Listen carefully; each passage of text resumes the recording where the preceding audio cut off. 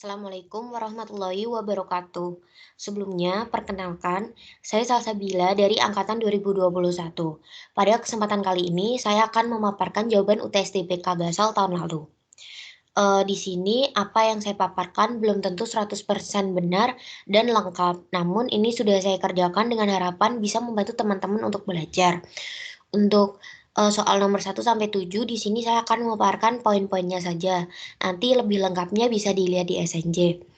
Untuk soal nomor 1, jelaskan bahwa sifat kimia mempengaruhi sifat fisika dan sifat mekanis pada logam besi untuk pekerjaan tulangan beton.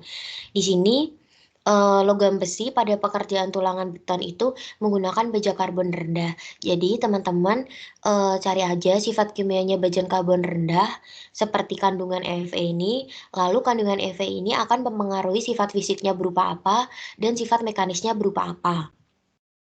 Setelah itu yang kedua, jelaskan perbedaan proses pembuatan pada tulangan beton dan kabel pratekan. Untuk tulangan beton ini, eee baja karbon itu dipakai di cara canai panas, sedangkan untuk kabel pratekan, itu nanti kawat baja itu harus ditarik dalam kondisi dingin, lalu dihilangkan sisa tegangannya. Untuk soal nomor 3, perbedaan pemilihan material untuk pekerjaan dinding penahan tanah dan dinding partisi. Nah, di sini yang perlu teman-teman tahu, dinding penahan tanah itu termasuk dalam, struktural, sedangkan untuk dinding partisi itu non-struktural, jadi nanti fungsinya bisa disesuaikan. Lalu untuk soal nomor 4, jelaskan mengapa sifat mekanis kayu lapis lebih homogen daripada kayu gergajian. Nah, di sini kayu lapis itu memang dihomogenkan waktu pembuatannya. Sedangkan untuk kayu gergajian itu tuh ada beberapa faktor seperti mata kayu yang mempengaruhi. Setelah itu untuk soal nomor 5, perbedaan kayu jati dan kayu pinus. Kayu jati itu termasuk kayu keras dan kayu pinus itu termasuk kayu jenis lunak. Lalu untuk soal nomor 6, semen merupakan bahan yang memiliki sifat perekat untuk mengikat bahan material menjadi suatu kesatuan. Nah, di sini untuk poin A, jelaskan material penyusun semen dan peranannya pada semen. Untuk semen sendiri itu paling besar itu 60-67% itu terkandung CaO atau kapur. Setelah itu ada silika, ada aluminia, ada besi oksida, ada magnesit, dan lain sebagainya. Setelah itu untuk jenis-jenis semen dan sifat penggunaannya. Nah, ini menurut SNI 15.2049/2004 itu tuh semen dibagi menjadi 5, yaitu semen tipe 1, 2, 3, 4, dan 5. Sebenarnya ada 4. Untuk semen tipe 1 itu yang semen-semen biasa yang kita temui. Nah, untuk semen tipe 2 itu biasanya untuk bangunan air. Nah, semen tipe 3 ini yang laju pengerasan awal tinggi.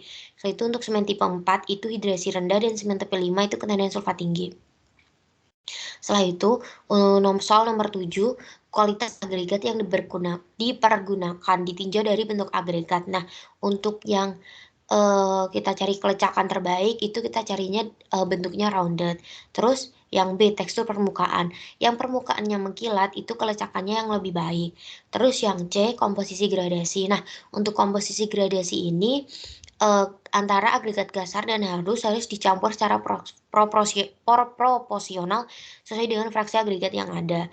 Nah, untuk poin 1 sampai 7 mungkin akan saya jelaskan poin-poinnya seperti tadi. Untuk lebih lengkapnya nanti teman-teman, bisa akses di SNJ ya. Setelah itu, soal nomor 8, tentukan proporsi campuran 2 agregat berikut dengan metode grafis. Untuk langkah penyelesaiannya, pertama, teman-teman membuat persegi dengan sisi yang sama. Setelah itu yang kedua, teman-teman memberi skala pada sisi kiri dan sisi kanan dan jangan lupa diberi, agregat A, yaitu dengan inisial A, setelah itu agregat B dengan inisial B. Nah, di sini, skalanya harus sama ya, karena nanti akan mempengaruhi untuk langkah-langkah selanjutnya.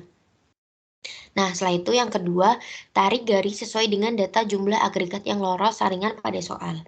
Ini mungkin saya contohkan. Nah, di sini untuk nomor saringan 38,1, agregat A 100, agregat B 100.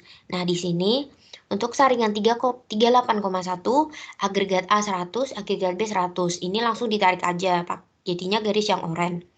Setelah itu, untuk saringan nomor 25,4, agregat A 86, agregat B 100.